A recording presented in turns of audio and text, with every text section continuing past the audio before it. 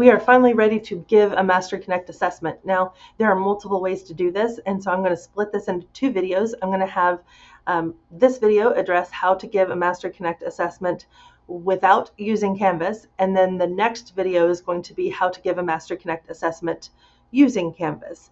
So to get started here, we want to find your assessment in our tracker. Now, the assessment should be tied to the objective that it assesses. So we look at our objective, and above it there should be a little paper indicating that there's an assessment in the tracker. This one indicates that there's 1. This one would indicate that there's 3, for example. But wherever your assessment lives, that's where we want to go. You can click on the objective itself or on the word assess. Either one will take you to the correct screen over here. And now we find whichever assessment we want. If there's multiple, they'll just be lined up. So find the right one and click the assess button at the top. Now, what's going to happen is you're going to have a test ID that you might have to generate. So I'll click that. And the first method for giving this assessment is super simple. You're going to send the students to this address right here, student.masteryconnect.com. And let's do that. And I'll copy this test ID.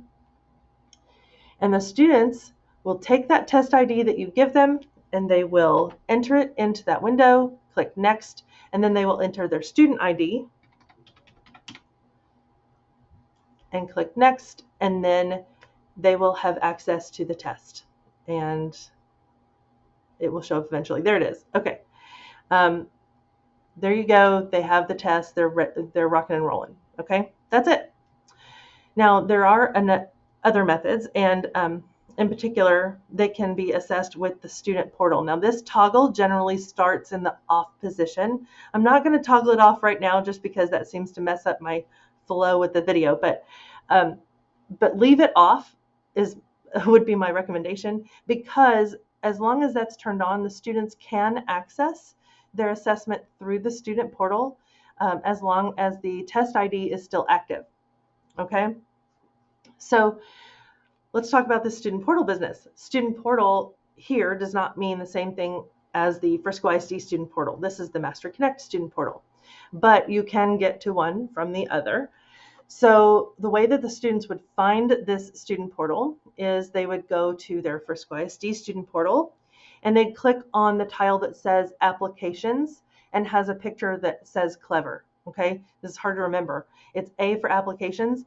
And if they don't have that on their homepage, they can go to student links. These are alphabetized, and so it is with the A's for applications. Okay, they're going to click on that Clever tile, and then they're going to click on the Mastery Connect tile, and that will take them to their Mastery Connect portal.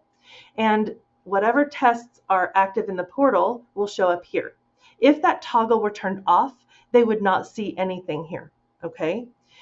Now, if they were to click on this, just so you know, they're going to see the test. They were not going to see the answer key or the item analysis because we haven't released that yet, but they will see the assessment itself.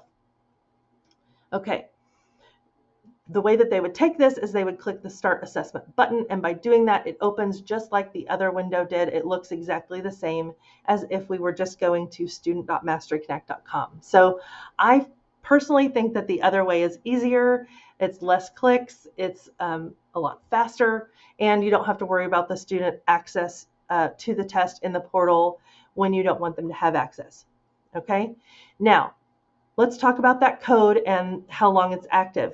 You can change that in this window by clicking on the little clock.